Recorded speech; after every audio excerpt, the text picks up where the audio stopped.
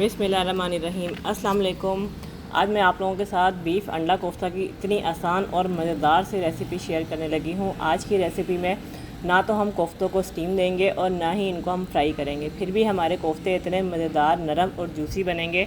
और आज की कोफ्तों की रेसिपी इतनी आसान है, जो पहली दफ़ा कोफ्ते बनाने वाले होंगे उनका सालन भी इतना मज़ेदार बनेगा और कोफ्ते बिल्कुल भी नहीं टूटेंगे। तो वीडियो को आपने पूरा देखना है, क्योंकि मैंने बहुत सारी टिप्स एंड ट्रिक्स शेयर करी हैं, जिसको अगर आप फॉलो करेंगे तो आपके कोफ्ते बहुत अच्छे बनेंगे। चलें रेसिपी को स्टार्ट करते हैं। चलें जी, तो शुरू करते हैं। और सबसे पहले हम इस चॉपर में मैंने डाली हैं जी 3 छोटे साइज़ की प्याज, साथ ही डाल दूँगी 3 अदद हरी मिर्चें और 1 अदद डाल देंगे मीडियम साइज़ का अदरक का टुकड़ा। अब इसको हम कर लेते हैं चॉप। तो जी ये हो गई है प्याज, हरी मिर्चें और अदरक चॉप हो गई अच्छी तरीके से। इसी में अब मैं साथ ऐड कर दूँगी ये आधा किलो बीफ का कीमा। आप चाहें तो यहाँ मटन का कीमा भी ले सकते हैं। अच्छा, कीमा जो है ये बारीक मशीन का ही है। बहुत ही झटपट और आसानी के साथ बनने वाली रेसिपी मैं आप लोगों को बता रही हूँ। साथ ही इसमें मसाले डालेंगे। आधा चम्मच मैंने इसके अंदर नमक ऐड किया है। नमक अच्छा आप टेस्ट के हिसाब से भी डाल सकते हैं। और 1 टीस्पून डालेंगे पिसी हुई लाल मिर्च, हाफ़ टीस्पून डालेंगे पिसा हुआ ज़ीरा, 1 टीस्पून पिसा हुआ गरम मसाला।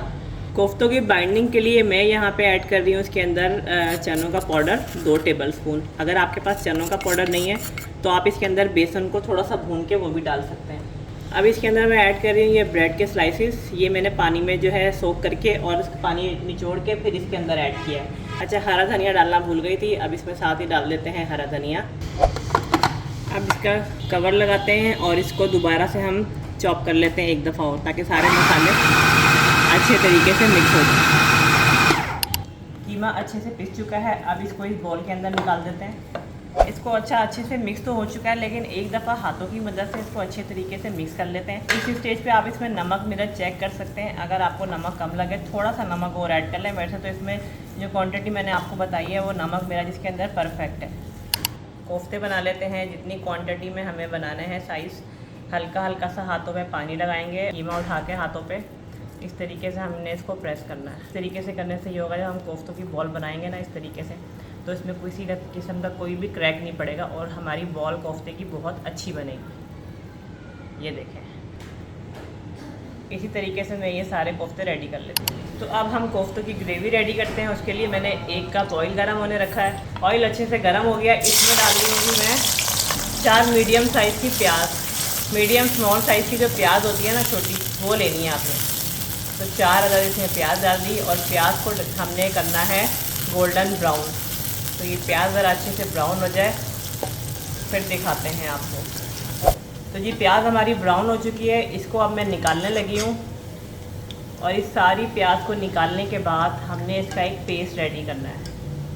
तो बस ये काम मैं कर लेती हूँ। अब इसके अंदर ऐड करूँगी मैं कुछ खड़े गरम मसाले। उसमें सबसे पहले डाल रही हूँ जी मैं ये 1 दालचीनी की स्टिक्स।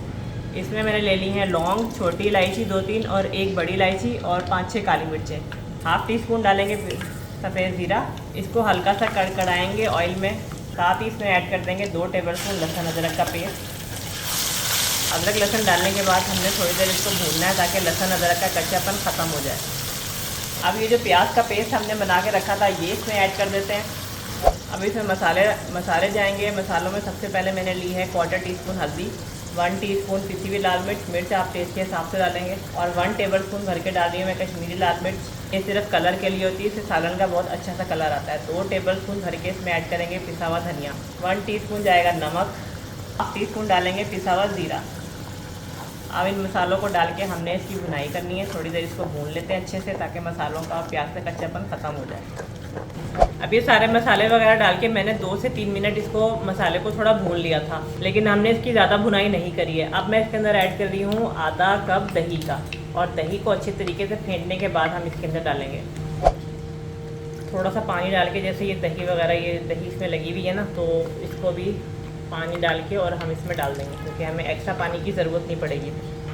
अब दही डालने के बाद थोड़ी सी आंच में इसकी तेज़ कर रही हूँ, ताकि मसाले को हम अच्छे तरीके से भून लें। और कोफ्तों का जो ये मसाला है ना, इसकी आपने खूब अच्छे तरीके से भुनाई करनी है। जितना अच्छा आपका ये मसाला भुनेगा उतने ही मज़े के आपके कोफ्ते बनेंगे।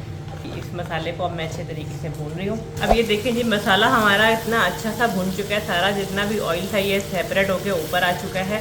और मसाले में जो है अच्छा सा दाना बन रहा है। जब आपके मसाले में इस तरीके से दाना बनने लगे तो आप समझ जाएँ कि आपका जो मसाला है ये भुन चुका है। इसका फ्लेम मैं थोड़ा स्लो करती हूँ। अब ये जो हमने कोफ्ते बना के रखे थे, ये कोफ्ते मसाले के अंदर डाल देंगे।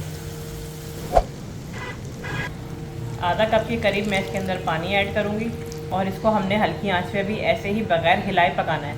कोफ्ते आप जब भी इसके अंदर मसाले में डालें तो आपने उनको बिल्कुल भी छेड़ना नहीं है जब तक ये थोड़े से पकना स्टार्ट ना हो जाए। तो बस अभी इसको पकने देते हैं, फिर 5-10 मिनट बाद मैं आपको दिखाता हूँ। अभी देखिए 10 मिनट हो गए हैं, कोफ्ते हमारे जो है अच्छे से पक रहे हैं। लेकिन हमने इस स्टेज पे इसमें बिल्कुल भी स्पून नहीं चलाना, तो वरना हमारे कोफ्ते टूट जाएंगे। तो इस तरीके से दोनों तरफ से पकड़ के आपने बर्तन को इस तरह से हिलाना है ताकि ये सब तरफ से अच्छे तरीके से घूम जाए और मसाला भी इसमें इक्वल होना स्टार्ट हो जाए। यानी जिस तरीके से हमने इसको पकाना है ना, तो आपने इस तरीके से इसको घुमाते रहें। देखें, अगर हम चम्मच चलाएँगे तो हमारे जो ये कोफ्ते हैं ये टूट जाएंगे। और कोफ्ते बनाने के लिए आप हमेशा बर्तन जो है वो गहरे साइज़ का लें। अब देखिए मैं थोड़ा स्पून चलाऊँगी तो हमारे कोफ्ते बिल्कुल भी टूटेंगे नहीं। अब 4-5 मिनट में इसको ऐसे ही पकाऊंगी। मसाला तो हमारा क्योंकि भुना हुआ है, मसाले की हमने एक्स्ट्रा भुनाई नहीं करनी है, मसाला हमारा अच्छे से भुन चुका है। अब मैं इसको मीडियम आंच पे कवर करके पका रही हूँ 5 से 10 मिनट। अब ये देखें 10 मिनट तक मैंने कोफ्तों को हल्की आंच पे ऐसे ही कवर करके पकाया था। तो ये देखें मसाला इसका बिल्कुल दानेदार सा होना स्टार्ट हो गया। हमने कोई एक्स्ट्रा इसकी भुनाई नहीं करी, कुछ नहीं करी, लेकिन मसाला खुद ब खुद भुनना शुरू हो गया है। अब देखें मैं इसमें चम्मच चला रही हूँ तो हमारे जो ये कोफ्ते हैं बिल्कुल भी टूटेंगे नहीं। बस यही स्टेज होती है कि इस स्टेज पे आप कोफ्तों में चम्मच चला सकते हैं आराम से। ये देखें अब बस 2 मिनट मैं इसको ऐसे ही पकाऊंगी तेज़ आंच पे। 2 मिनट इसको मैंने ऐसे ही पकाया तेज़ आंच पे। अब इसके अंदर मैं ऐड करूँगी जी गर्म पानी। गर्म पानी डालने से हमारा सालन जल्दी से कुक होना स्टार्ट हो जाता है और सालन का जो कलर है वो बहुत ही अच्छा आता है। तो बस मैंने इसके अंदर 1 गिलास पानी ऐड किया है। आपको जितनी ग्रेवी रखनी है उस हिसाब से आप कोफ्तों के अंदर सालन में पानी डाल सकते हैं। और यहाँ पे मैंने 4 अदद अंडे बॉईल कर लिए थे, ये अंडे इसमें डाल दिए हैं। और 3 हरी मिर्चें डाल दूँगी इसमें। आधा चम्मच डालेंगे पिसा हुआ गरम मसाला और लास्ट में इसमें जाएगा हरा धनिया। अब इसको कवर करना है और कवर करके 15 मिनट में दम वाली कंडीशन पे रखूँगी। चलें जी, हमारी ये मज़ेदार सा अंडा कोफ्ता रेडी हो चुका है। इसको मैं अब डिश आउट करने लगी हूँ।